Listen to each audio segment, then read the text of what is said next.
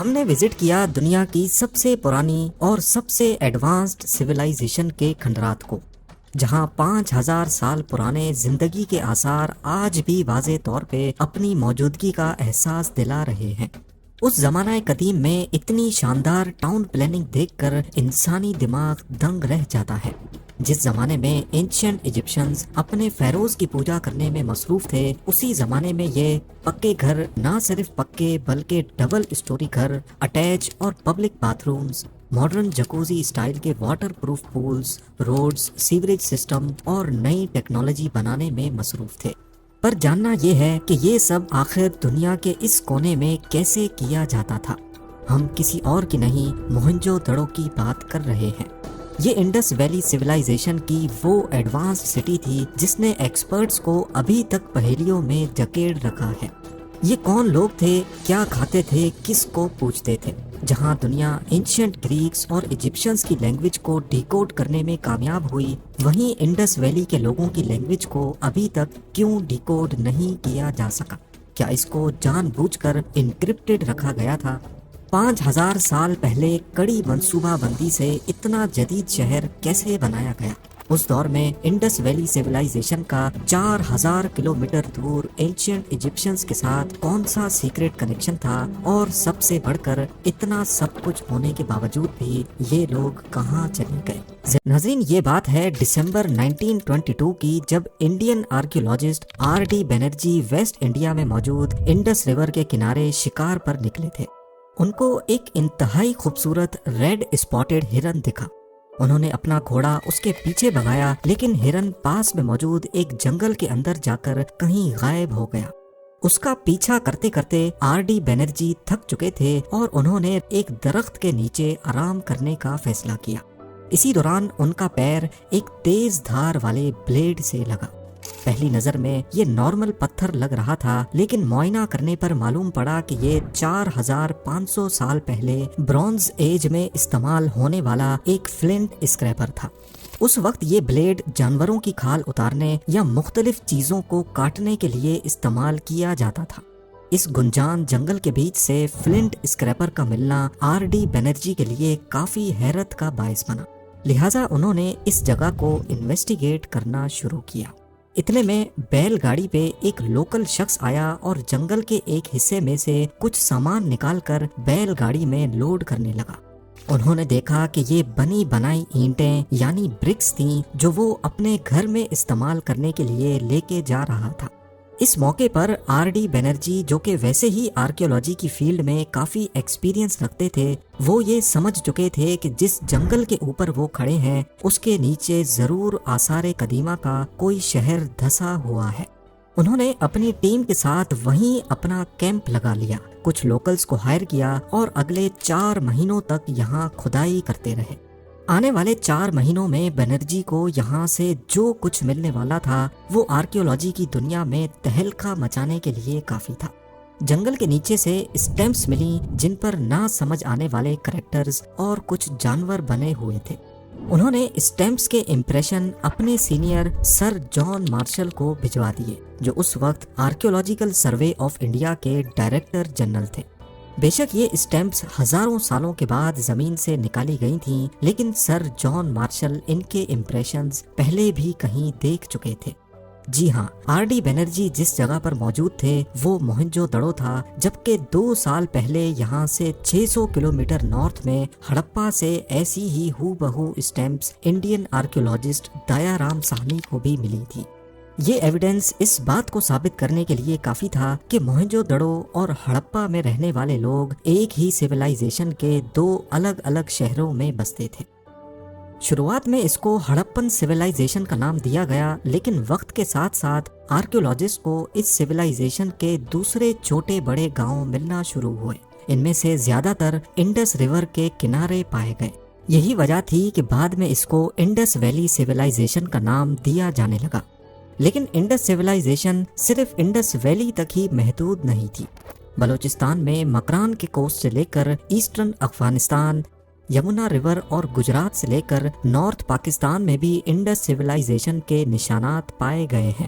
کل ملا کر اس پورے ایریا میں انڈس سویلائزیشن کی 1400 سے زیادہ چھوٹی بڑی سٹیز مل چکی ہیں، لیکن چند ماہرین کے مطابق یہ نمبر 3771 تک جاتا ہے۔ یعنی انڈس سویلائزیشن ایسٹ سے ویسٹ 1600 کلومیٹر تک اور نارتھ سے ساؤتھ 1100 کلومیٹر تک پھیلی ہوئی تھی۔ اس پورے آکوپائیڈ ایریا کا اگر اس وقت کی ایجپشن اور میسوپوٹیمین سویلائزیشن سے کمپیریزن کیا جائے تو انڈس سویلائزیشن ان دونوں کے کمبائنڈ ایریا سے بھی زیادہ بڑے ایریا پر پھیلی تھی۔ ایک رف ایسٹیمیٹ کے مطابق اس پوری سویلائزیشن میں 50 لاکھ لوگ بستے تھے۔ موہنجو دڑو نہ صرف انڈس ویلی سویلائزیشن کی سب سے بڑی سٹی تھی بلکہ دنیا میں سب سے پہلے بنائی جانے والی ایڈوانسڈ سٹیز میں بھی یہ پہلے نمبر پر آتی ہے۔ اس کو یہ نام یہاں کے لوکل لوگوں نے دیا ہے۔ سندھی لینگویج میں ٹیلے کو کہتے ہیں دڑو اور موہن کا مطلب ہے مرے ہوئے، یعنی مرے ہوں کا ٹیلا۔ 1925 سے لے کر 1964 تک یہاں ایکسکیویشنز کا کام چلتا رہا۔ 633 ایکڑ پہ پھیلے موہنجو دڑو کے صرف 10% ایریا کو ایکسکیویٹ کیا گیا ہے، اور صرف اسی میں ہی جو کچھ باہر آیا وہ اس شہر میں رہنے والوں کی سوچ اور رہن سہن کی ایک کلیئر پکچر ظاہر کرتا ہے۔ 5000 سال پہلے انہوں نے اپنے لیے ایک پلانڈ سٹی بنائی تھی۔ ایک طے شدہ منصوبے کے مطابق سڑکیں اور گلیاں بچھائی گئیں جو ایگزیکٹلی نارتھ سے ساؤتھ کو جاتی ہیں، اور جو سڑکیں کراس میں بنائی گئیں وہ ان کے ٹھیک 90 ڈگریز میں بنی ہیں۔ موہنجو دڑو کی پوری سٹی الگ الگ حصوں میں بٹی ہوئی دیکھی گئی۔ ایک اپر سٹی ہے جس کو سٹاڈیل کہا جاتا ہے، یہ لوور ٹاؤن سے مختلف ہے جس میں ساری امپورٹنٹ بلڈنگز موجود ہیں۔ جیسا کہ آج کل کی ماڈرن سٹیز میں گورنمنٹ آفیسز کے لیے الگ ایریا ہوتا ہے، اس میں شامل ہے ایک کالج جہاں لوگوں کو ایجوکیشن دی جاتی تھی، ایک گرینری یعنی اناج کا گوڈاؤن، اس میں ہوا کے گزر کے لیے روشن دان بھی موجود تھے اور لوڈنگ ان لوڈنگ کے لیے ایک پلیٹ فارم بھی۔ گرینری کو دیکھ کر یہ اندازہ ہوتا ہے کہ یہاں کی گورنمنٹ اپنے لوگوں کے لیے کتنی فکر کرتی تھی۔ سیلاب یا مشکل حالات میں گرینری میں اسٹور کیا ہوا اناج لوگوں میں بانٹا جاتا تھا۔ اس کے بعد آتا ہے گریٹ باتھ جو 2.5 میٹر گہرا پانی کا تالاب ہے، اور اس کی دونوں سائڈز پہ اترنے کے لیے سیڑھیاں بھی بنائی گئی تھیں۔ یاد رہے کہ موہنجو دڑو کا گریٹ باتھ دنیا میں اپنی نوعیت کا سب سے پرانا باتھ ہے۔ 12 میٹر لمبے اور 7 میٹر چوڑے اس باتھ میں 2,10,000 لیٹر پانی بھرا جا سکتا تھا۔ یہ اتنا ہی پانی ہے جتنا آج کل چھت پہ لگے 30 واٹر ٹینکس کو ملا لیا جائے۔ پر اتنا زیادہ پانی کا وزن 5000 سال پرانی دیواریں کیسے جھیلتی تھی؟ کھدائی کے دوران معلوم پڑا کہ گریٹ باتھ کی دیواروں کو جپسم اور بچومن یعنی ڈامبر سے واٹر ٹائٹ کیا گیا تھا۔ جپسم جو کہ پلاسٹر کے طور پہ استعمال کیا گیا، اور بچومن ایک واٹر پروف ہائیڈرو کاربن ہے جو آج کل بھی واٹر پروفنگ کے طور پہ استعمال ہوتا ہے۔ گریٹ باتھ کے چاروں طرف کچھ پلرز دیکھے جا سکتے ہیں۔ ایسا مانا جاتا ہے کہ یہ پورا تالاب ایک بڑی چھت کے نیچے تھا، جس طرح آج کل کے کورڈ پولز ہوتے ہیں۔ اس میں پانی بھرنے کے لیے ساتھ ہی ایک بڑا کنواں بھی موجود ہے، اور پول سے پانی نکالنے کے لیے بھی ایک خاص سسٹم ڈیزائن کیا گیا تھا۔ باتھ کے باٹم پہ آپ یہ سوراخ دیکھ سکتے ہیں جو کہ ایک بڑے نالے میں نکلتا ہے، اور یہاں سے پانی ہوتا ہوا شہر سے باہر دریا کی اور نکال دیا جاتا تھا۔ اس گریٹ باتھ کا اصل مقصد کیا تھا یہ ابھی تک صحیح سے واضح نہیں، لیکن ماہرین کا کہنا ہے کہ یہاں ریلیجیس ایکٹیویٹی ہوتی تھی۔ سٹاڈیل یعنی قلعے میں اور بھی کافی بلڈنگز ہیں، لیکن ایک ایسی ہے جو ان سب سے الگ ہے۔ اس کو پوری طرح سے ایکسکیویٹ نہیں کیا گیا، لیکن یہ مسٹیریس بلڈنگ 4800 اسکوائر فٹ کے ایریا پر پھیلی ہوئی ہے، جس میں 20 بڑے بڑے پلرز کھڑے ہیں۔ اصل میں یہ کوئی بڑا اسمبلی ہال تھا جس میں یہاں کے آفیشلز اکٹھے ہوتے تھے، یا پھر کوئی سیریمونیل ہال جہاں چھوٹے بڑے فنکشنز کیے جاتے تھے۔ موہنجو دڑو میں ہم نے ایک بڑی انٹرسٹنگ چیز نوٹس کی کہ یہاں جتنے بھی اسٹرکچرز بلکہ پورا شہر ہی ایک اٹھے ہوئے پلیٹ فارم پہ بنا ہوا ہے۔ ایسا نارملی صرف تبھی کیا جاتا ہے جب گھروں کو بارش کے پانی یا پھر سیلاب سے محفوظ رکھنا ہو۔ آج بھی موہنجو دڑو سندھ کے جس حصے میں موجود ہے، یہاں ہر دوسرے سال بارشوں کی وجہ سے پورے گاؤں سیلاب کی زد میں آ جاتے ہیں، اس کا مطلب یہ ہوا کہ یہ کوئی اتفاق نہیں بلکہ 5000 سال پہلے سیلاب کو نظر میں رکھتے ہوئے پورے شہر کو ہی اٹھے ہوئے پلیٹ فارمز پہ ایک خاص پلان کے تحت بنایا گیا تھا۔ لیکن پورے شہر کو پلیٹ فارم پہ بنانے کا مقصد صرف بارش کے پانی سے ہی بچنا نہیں تھا، بلکہ موہنجو دڑو کے لوگ ایک نیا سسٹم ایجاد کر چکے تھے جو اس سے پہلے دنیا میں کہیں نہیں دیکھا گیا۔ جی ہاں، پوری سٹی میں شاندار ڈرینیج سسٹم انسٹال کیا گیا تھا۔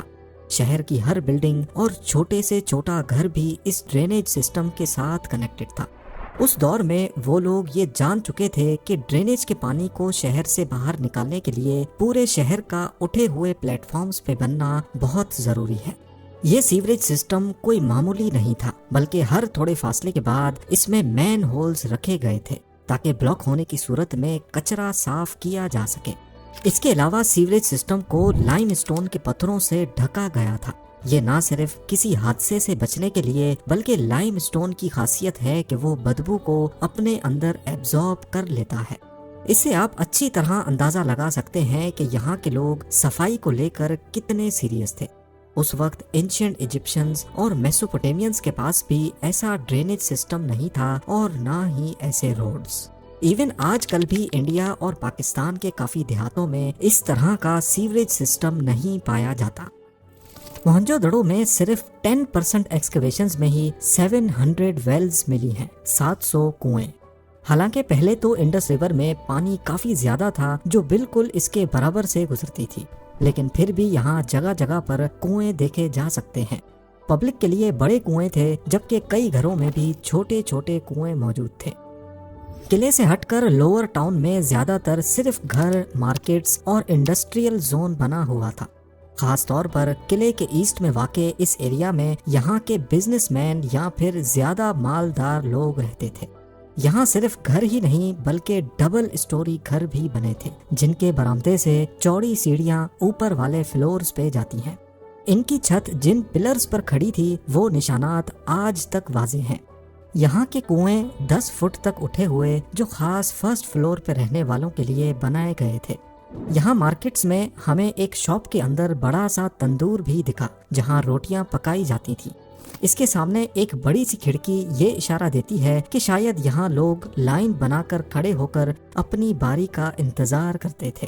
مارکیٹ میں ایک دکان ایسی بھی تھی جس کے اندر ٹیک اوے ونڈو موجود تھی، جیسا کہ آج کل کے ماڈرن فاسٹ فوڈ ریسٹورنٹس میں ہوتی ہے۔ ایلیٹ کلاس کے اس ایریا میں ایک گھر کی دیوار دوسروں سے کافی مختلف ہے۔ اندر سے یہ مٹی سے بنائی گئی ہے جبکہ اس کے باہر والا پورشن پکی اینٹوں کا بنا ہے۔ یہ خاص اہتمام اس گھر کو ٹھنڈا رکھنے کے لیے کیا گیا تھا۔ پرفیکٹ پلاننگ کا اندازہ آپ اس بات سے لگا لیں کہ تمام لوور ٹاؤنز کے بیچ سے گزرنے والی چوڑی سڑک بالکل سیدھی بنائی گئی تھی جس کو گوگل ارتھ سے بھی دیکھا جا سکتا ہے۔ شاید یہ سڑک اس وقت کا امپورٹنٹ ٹریڈ روٹ تھا۔ اسی ایریا کی فوٹیجز بنانے کے دوران ہمیں یہاں ایک دیوار میں 5000 سال پرانا آرٹیفیکٹ دھسا ہوا ملا۔ 2.5 انچ کی یہ کون دکھتی تو رائفل کی گولی جیسی ہے، لیکن اصل میں یہ مٹی کا بنایا ہوا ایک ایسا ایکوپمنٹ ہے جو اس وقت ٹائم دیکھنے کے کام آتا تھا۔ اس کو سورج کے نیچے سیدھا کھڑا کیا جاتا تھا اور پھر اس کون سے بننے والے شیڈو سے دن کے وقت کا اندازہ لگایا جاتا تھا۔ اس طرح کی بہت ساری کونز پہلے بھی ایکسکیویشن میں یہاں سے مل چکی ہیں۔ موہنجو دڑو کی دیواروں میں یہاں زندگی کی جھلک آج بھی نظر آتی ہے۔ ایک دیوار میں مٹی کے برتن اور بینگلز کے ٹکڑے، استعمال شدہ کوئلے اور ہڈیوں کے پیسز بھی دکھائی دیے۔ یہ دیکھو یہ ہڈیاں ہیں، ایک ہڈی یہ ہے، ایک ہڈی یہ ہے، ایک ہڈی ایک یہ رہی ہڈی، برتنوں کے ٹکڑے ہیں۔ ٹھیک ہے۔ یہ دیکھو یہ برتنوں کے ٹکڑے ہیں، ایک یہ رہا، ایک یہ رہا، صرف یہ نیچے نیچے دیکھو، یہ دیکھو گول دیکھ رہے ہو۔ پر ہڈیوں کے ٹکڑوں اور استعمال شدہ کوئلوں کا دیواروں کے اندر کیا کام؟ یہ ایک اشارہ بھی ہو سکتا ہے اس قدرتی آفت کا جس نے موہنجو دڑو کو ان کھنڈرات میں بدل دیا ہے، جیسا کہ فلڈز یعنی سیلاب۔ ہڈیوں کی بات ہو ہی رہی ہے تو آپ کو بتاتے چلیں کہ یہاں سے ٹوٹل 37 ڈھانچے مل چکے ہیں۔ جن میں سے 14 ڈھانچے ایک ایسے کمرے سے ملے جس کو روم نمبر 74 کہا جاتا ہے، یا پھر آسان لفظوں میں اسکیلیٹن روم۔ اسی اسکیلیٹن روم میں سے 14 ڈھانچے نکالے گئے، لیکن یہ ڈھانچے پورے نہیں تھے، یعنی کسی کا نچلا حصہ نہیں تھا تو کسی کا سر نہیں تھا۔ ان کے ڈھانچے آدھے ملے ہمیں، کچھ یہاں تک ملے، نیچے کا حصہ ٹانگیں وغیرہ نہیں ملے، کچھ کی گردنیں وہاں پہ پڑی ہیں، باقی ڈھانچہ ملا ہے، کچھ کی جو ہے یہ جو ہے کیا کہتے ہیں بازو کٹے ہوئے ملے، کچھ زخمی ملے ہوئے، مطلب they are totally injured and beheaded and wounded badly۔ اس منظر کی بلیک اینڈ وائٹ فوٹو آج بھی میوزیم میں پڑی ہے، پر سوال یہ ہے کہ صرف ایک ہی روم میں اتنی لاشیں کیوں رکھی گئی تھی؟ کیا یہ لوگ دب کر مر گئے یا پھر مرنے کے بعد ان کو یہاں لا کر کسی نے رکھا تھا؟ اس بارے میں کچھ بھی کہا نہیں جا سکتا۔ اسی ایریا میں گھروں کے درمیان گزرنے والی ایک گلی ہے جس کو ڈیڈ مین لین کا نام دیا گیا ہے، کیونکہ یہاں سے بھی ایک بنا سر کے ڈھانچہ ملا تھا۔ ایچ آر ایریا کے برابر میں وی ایس ایریا ہے، جہاں ایک انوکھا کمرہ موجود ہے۔ اسی کمرے کی زمین پر اینٹوں سے گول گول ہولڈرز بنے ہیں، اور اسی کمرے میں ایک کنواں بھی موجود ہے۔ ایسا معلوم ہوتا ہے کہ ان ہولڈرز میں کوئی برتن یا بڑی کڑاہی رکھی جاتی تھی۔ کمرے میں ایک ڈرین ہول بھی دیکھا جا سکتا ہے۔ امریکن آرکیولوجسٹ مارک کینور کا ماننا ہے کہ یہ کوئی ریسٹورنٹ بھی ہو سکتا ہے، لیکن زیادہ چانسز ہیں کہ یہ کپڑا ڈائی کرنے والے کی ورک شاپ تھی۔ کپڑا ڈائی کرنے کے پروسیس میں گرم پانی کے اندر رنگ اور کپڑے کو ڈالا جاتا ہے۔ ابلتے ہوئے پانی کے پریشر سے رنگ آسانی سے کپڑے کے اندر تک چڑھ جاتا ہے۔ آپ کو یہ جان کر حیرت ہوگی کہ آج بھی سندھی اجرک اسی پروسیس کے تھرو بنائی جاتی ہے، جس کی کڑیاں 5000 سال پہلے موہنجو دڑو سے ہی ملتی ہیں۔ 1925 میں یہاں سے ملنے والے پریسٹ کنگ کے اسکلپچر کو بھی کاندھے پر ایک اجرک جیسی شال پہنی ہوئی ہے۔ پر کیا یہ پریسٹ کنگ واقعی موہنجو دڑو کا رولر یا بادشاہ تھا؟ موہنجو دڑو سے ملنے والے اسکلپچر کو دیکھا جائے تو اس میں ایک شخص کی صاف ستھری داڑھی ہے۔ اس نے سر پر بینڈ پہن رکھا ہے، بالوں پر کنگھی، بازو پر پتھر، کاندھے پر پرنٹڈ شال رکھی ہے، اور اس کی آنکھیں بند پڑی ہیں۔ اس کا یہ حلیہ دیکھ کر کسی نے کہا یہ پریسٹ یعنی پجاری لگتا ہے جو پوجا کرنے میں مصروف ہے، لیکن کچھ لوگوں کا خیال تھا کہ یہ یہاں کا کنگ لگتا ہے۔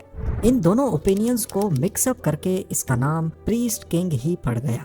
اصل میں یہ اتنا بڑا نہیں، صرف 6 انچ کا چھوٹا اسکلپچر تھا، اور اس کا نچلا حصہ آج تک مسنگ ہے۔ اسی طرح موہنجو دڑو کا شہرت پانے والا دوسرا اسکلپچر اس ڈانسنگ گرل کا ہے۔ اس کو دیکھ کر ایسا معلوم ہوتا ہے کہ یہ ڈانس کرنے کی پوزیشن میں ہے۔ ایکسکیویشن کے بعد یہ دونوں اسکلپچرز کافی عرصے تک آرکیولوجیکل سروے آف انڈیا کے ہیڈ کوارٹرز نیو دہلی میں پڑے رہے، لیکن پھر 1970s میں پاکستان کے پریزیڈنٹ ذوالفقار علی بھٹو نے Indian prime minister Indira Gandhi سے ریکویسٹ کی کہ یہ دونوں اسکلپچرز پاکستان کو واپس کیے جائیں۔ اندرا گاندھی نے بھٹو کو کہا کہ یہ ڈانسنگ گرل تو ہم نہیں دے سکتے، پر آپ اس مولوی صاحب کو لے جا سکتے ہیں۔ اس دن کے بعد سے اس کی کاپی کراچی میوزیم میں پڑی ہے، جبکہ اوریجنل اسکلپچر خراب نہ ہو اسی وجہ سے اس کو پریزرو کر کے کہیں چھپا کر رکھا ہے۔ موہنجو دڑو اور انڈس ویلی کے لوگ کافی ٹیلنٹڈ یعنی ہنرمند تھے۔ انہوں نے ٹیکنالوجی اپنائی نہیں بلکہ ایجاد کی تھی۔ ان کا مین انکم سورس ایگریکلچر تھا۔ انڈس ریور کے بہاؤ کی وجہ سے یہاں کی زمین کافی زرخیز تھی۔ یہ لوگ ویٹ، بارلے یعنی گیہوں اور جو کے ساتھ ساتھ کیلا، خربوز اور مٹر کی فصلیں بھی لگاتے تھے، پر ان کی سب سے بڑی کامیابی کپاس کی کھیتی تھی۔ یہاں تک کہ اس وقت ایجپٹ اور میسوپوٹیمین سیولائزیشن میں بھی کپاس کا کانسیپٹ نہیں تھا۔ انڈس ویلی میں کپاس کی پروڈکشن موہنجو دڑو سے بھی 2000 سال پہلے یعنی آج سے 7000 سال پہلے کی گئی تھی۔ کپڑے کے اصل ٹکڑے چاندی کے گلدان اور تانبے کی چیزوں کے ڈھکن سے جڑے ہوئے پائے گئے۔ ان کے ٹیلنٹ کا اندازہ یہاں استعمال ہونے والی اینٹوں سے بھی لگایا جا سکتا ہے۔ اس زمانہ قدیم میں انہوں نے ایک ہی سائز کی اینٹیں بنائی تھی۔ پہلے یہ لوگ اینٹوں کو سورج کی گرمائش میں پکاتے تھے، لیکن بعد میں انہوں نے بھٹی میں اینٹیں پکانے کی ٹیکنالوجی ایجاد کی۔ پر سوال یہ ہے کہ اتنی زیادہ اینٹیں پکانے کے لیے یہ لکڑی کہاں سے لاتے تھے؟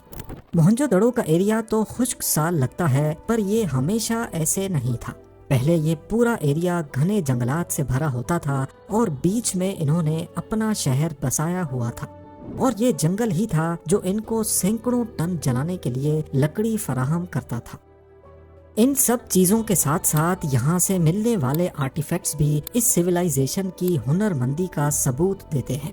برونز سے بنایا گیا مرر اور لکڑی سے بنی کنگھی، مٹی اور برونز سے بنی جویلری، تانبے سے بنی کلہاڑی، مچھلی پکڑنے کا کانٹا، کپڑا سینے کی سوئی، سرما دانی، مسالہ پیسنے کے لیے پتھر، پینٹڈ پاٹس، باتھ ٹب، طرح طرح کے بچوں کے کھلونے جس میں بالز اور لٹو بھی شامل ہیں، مختلف سیلز جس سے ٹھپے لگائے جاتے تھے، اور سب سے بڑھ کر ویٹ سٹونز۔ ان ویٹ سٹونز کی جب ٹھیک سے جانچ کی گئی تو معلوم پڑا کہ یہ لوگ مختلف چیزوں کو تول کر بیچا کرتے تھے۔ ان کا جو چھوٹے سے چھوٹا ویٹ ہے اس کا وزن آج ایگزیکٹلی 0.856 گرامز بنتا ہے، اور سب سے کامن ویٹ 13.7 گرامز کا۔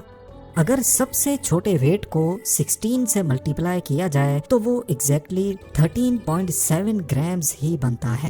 حیرانی کی بات یہ ہے کہ پوری انڈس سویلائزیشن میں یہی اسٹینڈرڈ چلتا تھا۔ جہاں سے بھی ایسے ویٹس ملے ہیں ان سب کا ایک جتنا ہی وزن تھا۔ یعنی اس کا مطلب تو یہ ہوا کہ یہاں کے لوگ اپنی اکانومی اور بزنس کو لے کر بھی کافی سیریس تھے۔ تو اب سوال اٹھتا ہے کہ کیا یہ لوگ آپس میں ہی چیزوں کی لین دین کرتے تھے یا پھر باہر کی دنیا سے بھی ان کا کوئی سیکریٹ کنیکشن تھا؟ اس راز سے پردہ تب اٹھا جب جان مارشل نے ہڑپا اور موہنجو دڑو سے ملنے والے آرٹیفیکٹس کو ایلسٹریٹڈ لنڈن نیوز پیپر میں پبلش کرنے کا فیصلہ کیا۔ یہ آرٹیکل 20 سپٹمبر 1924 کو ایلسٹریٹڈ لنڈن میں چھپا، اور یہی وہ پوائنٹ تھا جب دنیا پہلی بار اس سویلائزیشن کا نام سن رہی تھی، ورنہ اس سے پہلے لوگ صرف میسوپوٹیمین اور ایجپشین سویلائزیشن کے بارے میں جانتے تھے۔ اس آرٹیکل کو پڑھنے اور مختلف آرٹیفیکٹس کی تصویریں دیکھنے کے بعد عراق سے تعلق رکھنے والے آرکیولوجسٹ نے جان مارشل سے کانٹیکٹ کیا۔ ان کا کہنا تھا کہ جو سیلز آپ نے پبلش کی ہیں ویسی ہی سیلز ہم میسوپوٹیمین روئنز سے بھی نکال چکے ہیں۔ اس کا صرف ایک ہی مطلب ہے کہ انڈس ویلی سویلائزیشن کا 2200 کلومیٹر دور میسوپوٹیمیا، جہاں آج عراق موجود ہے، ان سے ٹریڈنگ ریلیشن بھی تھا، اور میسوپوٹیمیا کا ایجپشین سویلائزیشن سے کنیکشن تھا۔ انڈس ویلی کی ایک نایاب کارنیلین بیڈ ایجپٹ سے بھی مل چکی ہے، جس کے بارے میں ایکسپرٹس کا کہنا ہے کہ یہ پہلے انڈس ویلی سے میسوپوٹیمیا آئی اور وہاں سے ایجپٹ گئی تھی۔ تو یہ کہنا غلط نہیں ہوگا کہ انڈس ویلی کے لوگ اتنے ٹیلنٹڈ تھے کہ ان کا کام اس وقت انٹرنیشنلی مانا جاتا تھا۔ یہ وہ تمام چیزیں ہیں جو انڈس سے میسوپوٹیمیا اور ایجپٹ میں 3 سے 5000 سال پہلے امپورٹ کی گئی تھی۔ ان میں ویٹس، نایاب تراشے ہوئے پتھر، بریسلیٹس، بیڈز اور سیلز موجود ہیں۔ اب اگر ان کا باہر کی دنیا سے کنیکشن بھی تھا تو آخر وہ لوگ انڈس سویلائزیشن کے لوگوں کو کس نام سے پکارتے تھے؟ آخر ان کا کوئی تو نام ہوگا۔ اس کا کلو ہمیں ایک بہت ہی دلچسپ اور سچی اسٹوری سے ملتا ہے۔ میسوپوٹیمیا میں اکادین امپائر کے رولر سارگان نے اپنے شہر میں ایک بہت بڑا مندر بنانے کا ارادہ کیا۔ اس مندر کو سجانے کے لیے دنیا کی قیمتی چیزیں استعمال کی گئیں۔ سارگان بادشاہ نے عراق سے ملنے والی ٹیبلٹس پہ لکھا تھا کہ میں نے اپنے بحری جہاز دلمن، مگان اور میلوہا بھیجے تھے، اور اپنے لوگوں سے کہا کہ وہاں سے جو قیمتی چیز ملے وہ لے کر آؤ۔ دلمن اس وقت پرشین گلف کے ایریا کو کہا جاتا تھا جو آج کا بحرین ہے۔ مگان کی شناخت عمان اور مکران سے ہوئی ہے، جبکہ میلوہا کے بارے میں ماہرین کا خیال ہے کہ یہ سارگان بادشاہ نے انڈس ویلی سویلائزیشن کے لوگوں کا نام لکھا ہے۔ اکادین امپائر کے ریکارڈ میں یہ بھی لکھا ہے کہ میلوہا سے ٹمبر یعنی لکڑی، کارنیلین جو کہ ایک قیمتی پتھر ہے، اور ہاتھی کے دانت منگائے گئے۔ اور یہ کوئی اتفاق نہیں ہے کہ یہ تینوں چیزیں آج بھی سب کانٹیننٹ یعنی انڈیا میں پائی جاتی ہیں۔ ٹمبر کے بارے میں تو سب جانتے ہی ہیں، کارنیلین آج بھی گجرات سے نکالا جاتا ہے، اور ہاتھی کے دانتوں کی بات کی جائے تو انڈیا میں ایشین ایلیفینٹس کی 60% پاپولیشن آباد ہے۔ میسوپوٹیمیا یعنی عراق جانے کے لیے اس وقت 2 راستے تھے، ایک زمینی راستہ تھا جو انڈس ویلی سے ہوتا ہوا افغانستان، ایران اور عراق کو جاتا تھا، اور دوسرا راستہ سمندری تھا۔ انڈس ریور کے بہاؤ کے ساتھ کشتیوں پہ سامان لاد کر سمندر کے ذریعے پرشین گلف تک پہنچایا جاتا تھا۔ 5000 سال پہلے سمندر کا لیول کافی نیچے تھا۔ پرشین گلف، جس کی ڈیپتھ صرف چند میٹر ہی ہے، یہ پہلے زمین کا حصہ ہوا کرتا تھا، اور اس پوائنٹ پہ جہاں ابھی دبئی کا ایسٹرن کوسٹ ہے، یہیں سے میسوپوٹیمیا کی ٹیریٹری شروع ہو جاتی تھی۔ یعنی جس پوائنٹ پر انڈس ریور سمندر میں گرتی ہے، وہاں سے عراق جو آج 2000 کلومیٹر بنتا ہے، یہی راستہ پہلے 1000 کلومیٹر لمبا ہوتا تھا۔ موہنجو دڑو اور انڈس سویلائزیشن کی بہت ساری چیزیں تو ہم جان چکے ہیں، لیکن کچھ چیزیں ابھی بھی ہم نہیں جان پائے، جن میں سب سے اوپر یہاں بولی اور لکھی جانے والی لینگویج ہے۔ ان کی لینگویج کو انڈس اسکرپٹ کہا جاتا ہے۔ جس طرح انگلش کے 26 الفابیٹس ہیں، ہندی کے 46 اور اردو کے 39، ان ہر ایک الفابیٹ کی اپنی ہی یونیک ساؤنڈ ہے۔ اسی طرح انڈس اسکرپٹ میں ابھی تک ٹوٹل 419 الفابیٹس یا پھر فگرز ریکارڈ کی گئی ہیں۔ ابھی تک کئی اٹیمپٹس کیے جا چکے ہیں، لیکن انڈس اسکرپٹ تاحال ابھی تک ڈیکوڈ نہیں ہو پائی۔ ہم اس اسکرپٹ کے بارے میں صرف اتنا جانتے ہیں کہ یہ رائٹ سے لیفٹ لکھی جاتی تھی، اور وہ بھی ایسے معلوم پڑا کیونکہ کچھ ٹیبلٹس میں جب لیفٹ سائڈ پہ جگہ کم پڑ رہی تھی تو لکھنے والے نے کریکٹرز کو چھوٹا کر کے فٹ کر دیا۔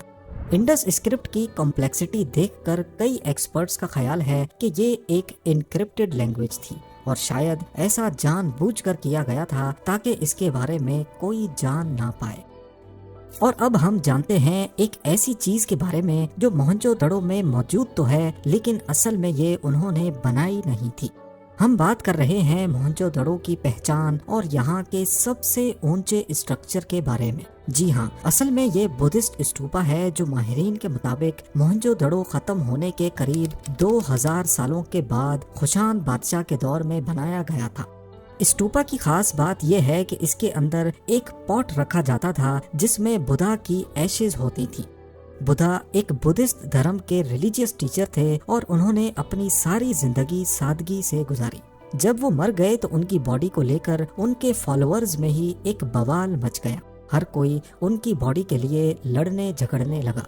آخرکار فیصلہ یہ ہوا کہ بدھا کی باڈی کو جلا کر ان کی ایشز کو ان کے فالوورز کے بیچ بانٹ دیا جائے گا۔